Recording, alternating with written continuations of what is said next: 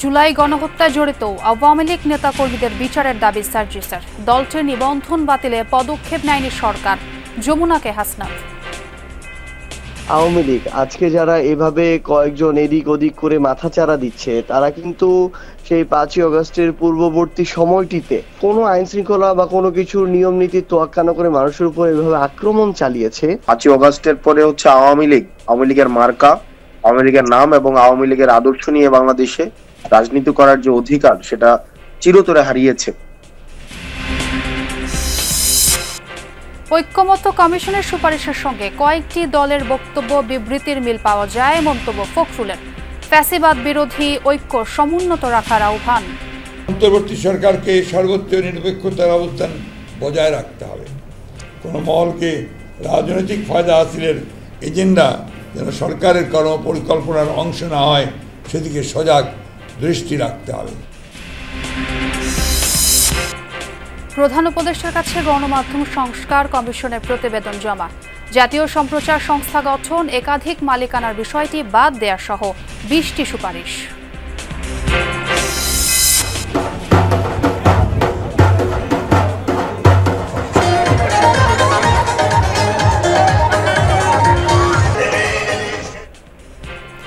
পারস্য নববর্ষ উপলক্ষে ইরান, সিরিয়া সহ মুসলিম দেশগুলোয় উৎসবের আমেজ।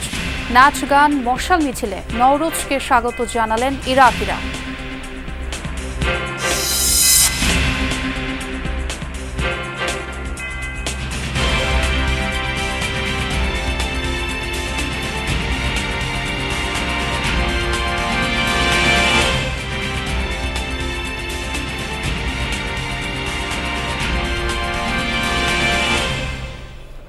আমন্ত্রণ যমুনা নিউজে, আপনাদের সঙ্গে আছে আমি ছোঁয়া খন্দকার। এতক্ষণ শিরোনাম দেখছিলেন। জুলাই হত্যাযজ্ঞে সরব আওয়ামী লীগ কর্মীরা এখনো অনলাইন অফলাইনে সক্রিয়। তারা কেউ নিরপরাধ নয়। এদের বিরুদ্ধে কঠোর ব্যবস্থা নিতে সরকারের প্রতি আহ্বান সার্জিস আলমের। আর হাসনাত আবদুল্লাহর আক্ষেপ, আওয়ামী লীগকে বিচারিক প্রক্রিয়া নিষিদ্ধ করা অথবা নিবন্ধন বাতিলের জন্য সরকার কোনো পদক্ষেপ নেয়নি, ব্যর্থ হয়েছে। আরও জানাচ্ছেন আখলাকুস সাফা।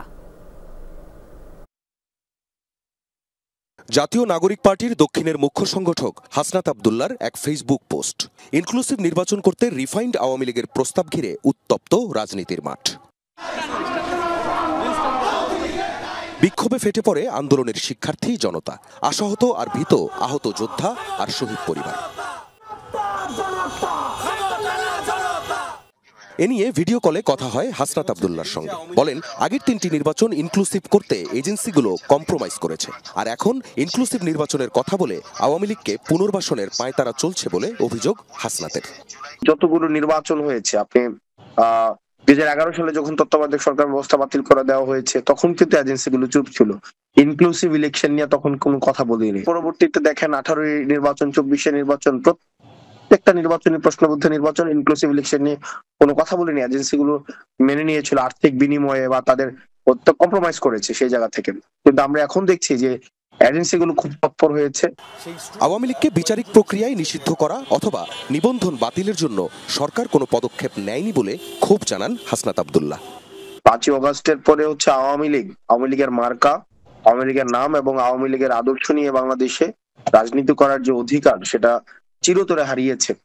গণহত্যার দায়ে আওয়ামী লীগের বিচার ও দল হিসেবে নিষিদ্ধের দাবিতে যখন টানা বিক্ষোভ, তখন ধানমন্ডিতে ঝটিকা মিছিল করেছে আওয়ামী লীগ। এ নিয়ে এনসিপির উত্তরাঞ্চলের মুখ্য সংগঠক সার্জিস আলম বলেন, আন্দোলনের সময় হত্যাকাণ্ডে যারা সক্রিয় ছিল সেই আওয়ামী লীগ কর্মীরাই এখন ঝটিকা মিছিল করছে। তারা কেউই নিরপরাধ নয়। আওয়ামী লীগ আজকে যারা এভাবে কয়েকজন এদিক ওদিক করে মাথাচাড়া দিচ্ছে, তারা কিন্তু সেই 5ই আগস্টের পূর্ববর্তী সময়টিতে কোনো আইন শৃঙ্খলা বা কোনো কিছুর নিয়ম নীতি তোয়াক্কা না করে মানুষের উপর এভাবে আক্রমণ চালিয়েছে।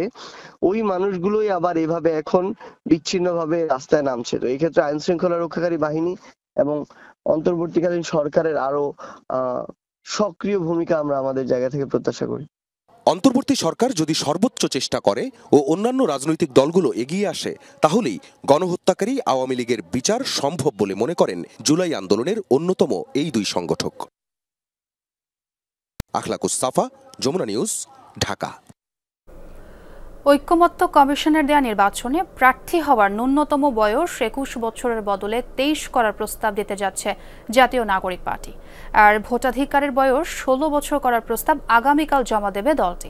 সকালে বাংলা মোটরে জাতীয় নাগরিক পার্টির অস্থায়ী কার্যালয়ে এক সংবাদ সম্মেলনে কথা জানান দলটির যুগ্ম আহ্বায়ক সারওয়ার তুষার। বলেন, রোববার দুপুরে জাতীয় ঐক্যমত্য কমিশনের সুপারিশ অনুযায়ী প্রস্তাব ও মতামত জমা দেবে তারা। এছাড়া ১১১টি সুপারিশ নিয়ে আরও আলোচনা দরকার মত এনসিপির। ২৩ মার্চ দুপুর ২টার সময় জাতীয় ঐক্যমত্য কমিশনের যে কার্যালয়, এখানে আমরা তাদের কাছে আনুষ্ঠানিকভাবে আমাদের এই প্রতিনিধি দল তারা গিয়ে এটা জমা দেবে। যে ন্যূনতম প্রার্থী হওয়ার বয়স হচ্ছে ২১ বছর। আমরা মনে করেছি যে ইট ইজ টু আর্লি, এটা ২৩ বছর হতে পারে এবং সেক্ষেত্রে ভোট দেওয়ার বয়স সেটা আমরা মনে করেছি যে ১৬ বছর বয়স থেকে হতে পারে। রাজনৈতিক দলের কাছে দেয়া জাতীয় ঐক্যমত্য কমিশনের কিছু প্রশ্নমালা নিয়ে আপত্তি জানিয়েছে বিএনপি। কমিশনের প্রশ্নমালার সাথে কয়েকটি দলের বক্তব্যের মিল পাওয়ায় জনমনে প্রশ্নের জন্ম দিয়েছে। সংবাদ সম্মেলনে কথা বলেছেন দলটির মহাসচিব মির্জা ফখরুল ইসলাম আলমগীর। পাশাপাশি ঐক্যমত্য কমিশনের সুপারিশে রাজনীতিবিদদের বাদ দিয়ে অনির্বাচিত ব্যক্তিদের রাষ্ট্রীয় দায়িত্বে নিয়োগের প্রস্তাবকে অযৌক্তিক বলে মনে করে বিএনপি। মির্জা ফখরুল বলেন, এমন কোনো পদক্ষেপ নেওয়া যাবে না যাতে ফ্যাসিবাদ বিরোধী ঐক্যে ফাটল ধরে। ৬টি সংস্কার কমিশনের গুরুত্বপূর্ণ সুপারিশের উপর রাজনৈতিক দলের মতামত চেয়ে স্পিডশিট বা প্রশ্নমালা দেয় জাতীয় ঐক্যমত্য কমিশন, যেখানে উত্তর হিসেবে শুধু হাঁ বা নায়ের অপশন রাখা হয়। রোববার ঐক্যমত্য কমিশনের সেই প্রশ্নমালার উত্তরই জমা দেবে বিএনপি। তবে কিছু সুপারিশে হাঁ বা নায়ের পরিবর্তে দলীয় অবস্থান জানাবে দলটি। আলাদা বক্তব্য দেওয়া দরকার, সেটা আমরা বক্তব্য দিচ্ছি। এটা আমরা টোটালি কোঅপারেট করছি। গুলশানের সংবাদ সম্মেলনে বিএনপি মহাসচিব সংবিধান ও নির্বাচন ব্যবস্থা সংস্কারের বিষয়ে অনেক গুরুত্বপূর্ণ সুপারিশ প্রশ্নমালায় না রাখার সমালোচনা করেন। সংবিধানের প্রস্তাবনার প্রিয়াম্বল মতো অতি গুরুত্বপূর্ণ বিষয় সংস্কার কমিশনের সুপারিশে থাকলেও তাই স্প্রেডশিটে উল্লেখ করা হয়নি। স্প্রেডশিটের সাথে মূল সুপারিশমালার উপর আমাদের মতামত সংযুক্ত করে দিলে বিভ্রান্তি এড়ানো যাবে। মির্জা ফখরুল বলেন, কমিশনের প্রস্তাবনায় এমন সুপারিশ করা হয়েছে যেখানে রাজনীতিবিদদের বদলে ভবিষ্যতে অনির্বাচিত ব্যক্তিদের নিয়োগে অযৌক্তিক প্রচেষ্টা বাড়বে। জাতীয় ঐক্যমত্য কমিশনের স্প্রেডশিটের অবস্থা এবং কমিশনের সদস্যদের বিভিন্ন সময়ের বক্তব্য ও বিশেষ কয়েকটি রাজনৈতিক দলের বক্তব্য বিবৃতির মধ্যে মিল পাওয়া যায়। সুপারিশমালাসমূহ পর্যালোচনায় প্রতীয়মান হয় যেহেতু ভবিষ্যতে অনির্বাচিত ব্যক্তিদের রাষ্ট্রীয় দায়িত্বে নিয়োগের অযৌক্তিক প্রচেষ্টা রয়েছে, যা অনভিপ্রেত। সেটার গঠন প্রক্রিয়া এবং কার্য পরিধি যেগুলো বর্ণনা করা হয়েছে তাতে সমস্ত স্তরে স্তরে দেখা যায় অনির্বাচিত বিভিন্ন ব্যক্তিরা এই সমস্ত কর্মকাণ্ড পরিচালনা করবেন এবং সাংবিধানিকভাবে তাদেরকে ক্ষমতায়ন করার প্রস্তাব করা হয়েছে। তাতে করে দেখা যাবে নির্বাচিত প্রতিনিধিদের আর কোনো গুরুত্ব নেই।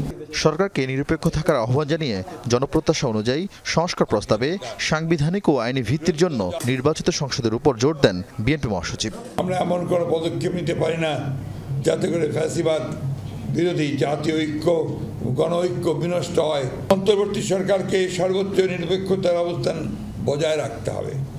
কোনো মহলকে রাজনৈতিক ফায়দা হাসিলের এজেন্ডা যেন সরকারের কর্মপরিকল্পনার অংশ না হয় সেদিকে সজাগ দৃষ্টি রাখতে হবে। উপযুক্ত সময় দলের ভারপ্রাপ্ত চেয়ারম্যান তারেক রহমান দেশে ফিরবেন বলেও জানান মির্জা ফখরুল। আমাদের মনে হবে যে উপযুক্ত সময়, সেই সময় তিনি আসবেন। আরিফিন শাকিল, যমুনা নিউজ, ঢাকা। বহুত্ববাদের বিপক্ষে খেলাফতে মজলিস ও বাংলাদেশ লেবার পার্টি আজ জাতীয় ঐক্যমত্য কমিশনের সাথে সুপারিশমালা নিয়ে সংলাপে বসে দলগুলো। ১৬৬টি সুপারিশের অনেকগুলোর বিষয়েই দলগুলো একমত। সংলাপ শেষে দল দুটির প্রতিনিধিরা বলেন, ইসলামের বিধান বিরোধী আইন করা যাবে না। মানবাধিকার লঙ্ঘনের দায়ে অভিযুক্ত আওয়ামী লীগ ও তাদের দোসরদের নিষিদ্ধের দাবিও তোলেন তারা। অধ্যাদেশের মাধ্যমে প্রয়োজনীয় সংস্কার শেষে দ্রুত নির্বাচন আয়োজনের কথা বলেন। দাবি, সুষ্ঠু ও নিরপেক্ষতা বজায় রাখতে জাতীয় নির্বাচন আগে হওয়া উচিত।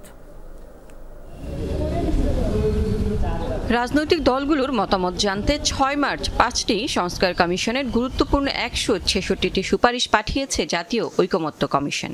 সুপারিশগুলোর বিষয়ে দলগুলোর পক্ষ থেকে মতামত জানানোর পর বৃহস্পতিবার শুরু হয় সংলাপ। এরই ধারাবাহিকতায় আজ খেলাফতে মজলিস ও বাংলাদেশ লেবার পার্টির সাথে সংলাপে বসে জাতীয় ঐকমত্য কমিশন। ১৪০টি সুপারিশের ব্যাপারে সম্মতি প্রকাশ করেছে খেলাফতে মজলিস। দলটি মনে করে ১০ মাসের মধ্যে সংস্কার সম্ভব। সংশোধনের জন্য প্রয়োজনে জারি করা হোক অধ্যাদেশ। এক্ষেত্রে গণপরিষদ ধারণার পক্ষে নয় দলটি। শক্তিশালী গণতন্ত্র প্রতিষ্ঠায় বহুত্ববাদের প্রয়োজন নেই দাবি মহাসচিবের। সংবিধানে একটা ধারা থাকতে হবে, ইসলামের স্পষ্ট বিধান বিরোধী আইন করা যাবে না। এটা আমরা বলছি সামাজিক ধর্মীয় স্টেবিলিটি করা একান্ত প্রয়োজন। যারা ক্ষমাই চায় না এখন পর্যন্ত, খুন করলো, মানুষ মারলো, ছাত্র মারলো, এদেরকে বিচার করা আগে প্রয়োজন। বিচারের আগে এদেরকে নির্বাচনের সুযোগ দেওয়া যাবে না। এদিকে কমিশনের সুপারিশের মধ্যে ১৪৭টির সাথে একমত পোষণ করেছে বাংলাদেশ লেবার পার্টি। দলটির চেয়ারম্যান বলেন, নতুন কোনো স্বৈরাচার যেন মাথাচাড়া দিতে না পারে সেটি গুরুত্ব দিয়েই সংশোধন করতে হবে সংবিধান। স্থানীয় সরকার নির্বাচন পদ্ধতির পরিবর্তন, প্রধানমন্ত্রী এবং সংসদের মেয়াদ ৪ বছর, প্রার্থিতার বয়স সীমা ২১ করার পক্ষে নয় দলটি। দেশের বিরাজমান জাতীয় রাজনৈতিক স্থিতিশীলতার জন্য জাতীয় সংসদ নির্বাচন আগে হতে হবে। আমরা মনে করি যে নির্বাচন কমিশনই যথেষ্ট। তারা এই সীমানা নির্ধারণের দায়িত্ব যদি তারা পালন না করে তাহলে যথাসময় নির্বাচন অনুষ্ঠানে সমস্যা সৃষ্টি হবে। এনআইডি এটা নির্বাচন কমিশনের কাজ। দ্রুততম সময়ের মধ্যে ঐকমত্যে পৌঁছবে দলগুলো, প্রত্যাশা ঐকমত্য কমিশনের সহ সভাপতি ডক্টর আলী রিয়াজের। আলোচনা অব্যাহত থাকবে এবং তার মধ্য দিয়ে আমরা এক জায়গায় আসতে পারবো স্বল্পতম সময়ের মধ্য দিয়ে। লাভলি বিথি, যমুনা নিউজ, ঢাকা। জাতীয় সম্প্রচার সংস্থা ও গণমাধ্যম কমিশন গঠন সহ ২০টি সুপারিশ প্রধান উপদেষ্টার কাছে জমা দিয়েছে গণমাধ্যম সংস্কার কমিশন। প্রায় ২০০ পৃষ্ঠার প্রতিবেদনে রয়েছে একই ব্যক্তির একাধিক গণমাধ্যমের মালিকানা নিষিদ্ধের সুপারিশও। দুপুরে রাষ্ট্রীয় অতিথি ভবন যমুনায় প্রধান উপদেষ্টার কাছে রিপোর্ট জমা দেয় গণমাধ্যম সংস্কার কমিশন। এরপরই সাংবাদিকদের সামনে ব্রিফ করেন গণমাধ্যম সংস্কার কমিশন প্রধান কামাল আহমেদ। প্রেস কাউন্সিল ও প্রস্তাবিত সম্প্রচার কাউন্সিলের বদলে গণমাধ্যম কমিশন গঠন করে লাইসেন্স ও অন্যান্য বিষয় সমাধানের প্রস্তাব দিয়েছে কমিশন। পাশাপাশি কর্মীদের মাঝে নির্দিষ্ট শেয়ার বণ্টনের কথাও উল্লেখ করা হয়। প্রস্তাব অনুযায়ী প্রাথমিক পর্যায়ে সাংবাদিকদের বেতন হবে নবম গ্রেডে।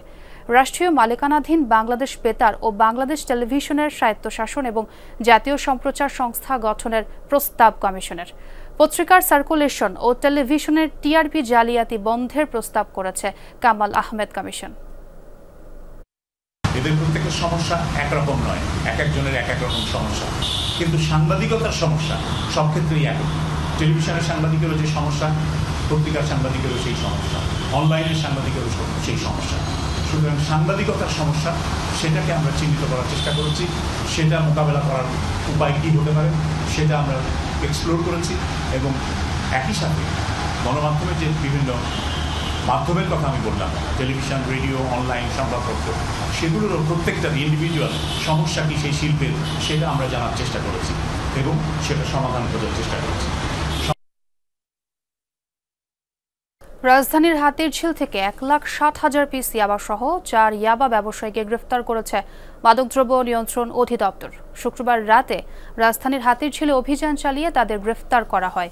এ সময় জব্দকৃত বিলাসবহুল প্রাইভেট কারে তল্লাশি চালিয়ে বিপুল সংখ্যক ইয়াবা জব্দ করা হয়। শনিবার দুপুরে সংবাদ সম্মেলনে মাদকদ্রব্য নিয়ন্ত্রণ অধিদপ্তর জানায়, চক্রটি কক্সবাজারের টেকনাফ থেকে ইয়াবার চালানটি ঢাকায় নিয়ে আসত। সরবরাহ করত ঢাকা সহ আশপাশের বিভিন্ন জেলায়। প্রায় ৩ মাসের চেষ্টায় চক্রটিকে গ্রেফতার করা সম্ভব হয়েছে জানায় সংস্থাটি। এনসিপির দক্ষিণাঞ্চলের সমন্বয়ক হাসনাত আব্দুল্লাহ কথা বলছেন, আমরা সরাসরি যুক্ত হচ্ছি সেখানে। এই বাংলার মাটিতে হাসনাত আব্দুল্লাহ যতদিন পর্যন্ত আছে, এনসিপির ব্যানার ততদিন পর্যন্ত আছে, কোন আওয়ামী লীগকে এই বাংলার জমিনে পুনর্বাসিত হইতে দেওয়া হবে না। আমরা অন্তর্বর্তীকালীন সরকারকে বলতে চাই, আপনারা দ্রুততম সময়ের মধ্যে আপনারা আওয়ামী লীগের নিবন্ধন বাতিল করতে হবে। আওয়ামী লীগকে বিচার প্রক্রিয়ার মধ্য দিয়ে আওয়ামী লীগ বিষয়ে আপনাদেরকে সিদ্ধান্ত নিতে হবে। আওয়ামী লীগের বিচার প্রক্রিয়ার মধ্য দিয়ে আওয়ামী লীগকে নিষিদ্ধ করতে হবে। আমরা আবার বলতে চাই, আওয়ামী লীগ হচ্ছে একটা ট্রান্সপ্লান্টেড, আওয়ামী লীগ হচ্ছে ইমপ্লান্টেড শক্তি, ইম্পোর্টেড শক্তি।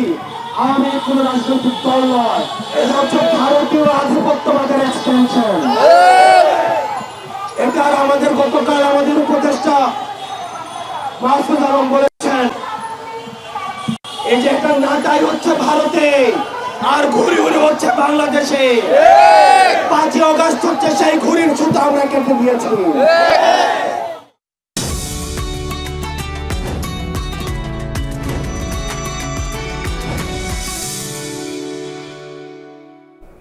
এবার ইফতার বাজারের খবর জানবো। রাজধানীর বেলি রোড এলাকা থেকে যুক্ত হচ্ছেন সহকর্মী তাজনুর ইসলাম। তাজনুর, শুনতে পাচ্ছেন নিশ্চয়ই, ঈদের তো আর বেশি দিন বাকি নেই, এই শেষ সময়ে এসে ইফতার বাজার কেমন দেখছেন?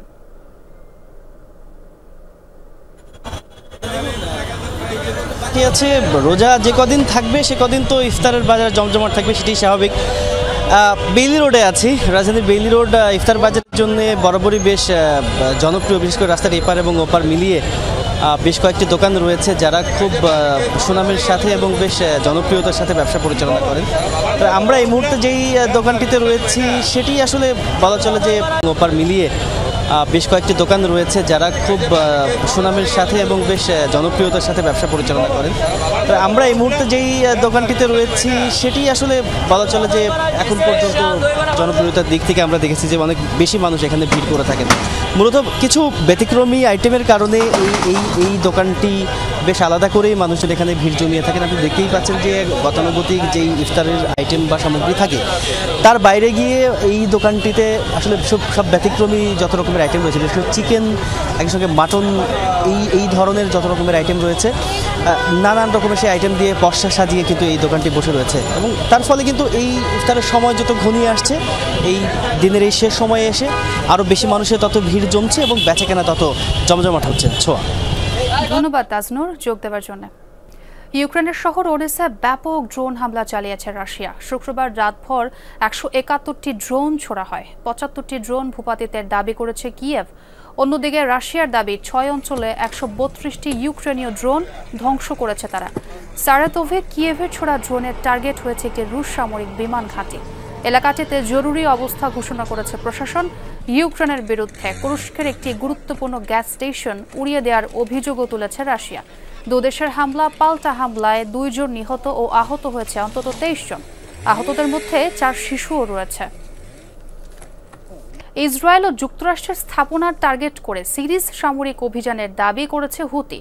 ইসরায়েলের বেন গুরিয়ন বিমানবন্দরে হাইপারসনিক ব্যালিস্টিক মিসাইল ছোড়ার কথা জানিয়েছে ইয়েমেনের সশস্ত্র সংগঠন হুতি। মার্কিন নৌবাহিনীর অবস্থান লক্ষ্য করে ড্রোন হামলার কথাও জানান গোষ্ঠীটির মুখপাত্র ইয়াহিয়া সারে। দাবি টার্গেট করা হয়েছে লোহিত সাগরে মার্কিন রণতরী USS হ্যারি ট্রুম্যানকে। ইসরায়েলের সহযোগী হিসেবে যুক্তরাষ্ট্রের ভূমিকার প্রতিবাদে এই আক্রমণ বলেও জানান। জমকালো আয়োজনে সিরিয়া ইরানে উদযাপিত হল পারস্য নববর্ষবরণ উৎসব নওরোজ।